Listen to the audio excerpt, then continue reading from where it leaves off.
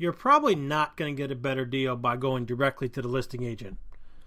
As one buyer told me, they registered through my Zillow profile and they said, "Hey Evan, are you the listing agent?"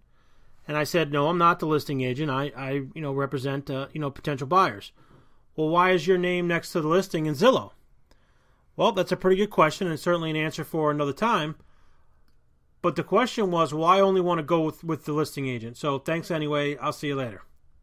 Now, going directly to the listing agent as an unrepresented buyer isn't going to save you any money. It's not going to save you any time, and it's going to leave you semi-unprotected. Because if you go right to the listing agent directly, the listing agent isn't going to represent you and the seller at the same time. Not only that, but the commission's not going to change, and you're not certainly going to get a better deal. The seller wants what they want for their house, regardless of whether the listing agent has their own buyer or not.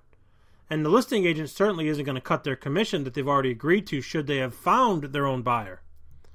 So by going directly to the listing agent doesn't give you an advantage. It doesn't give you a price advantage. It doesn't give you a negotiation advantage. It doesn't give you anything along those lines. Basically what it does is it leaves you open and susceptible to not being negotiated for on the best of your, being negotiated to the best of what you want, to protecting you.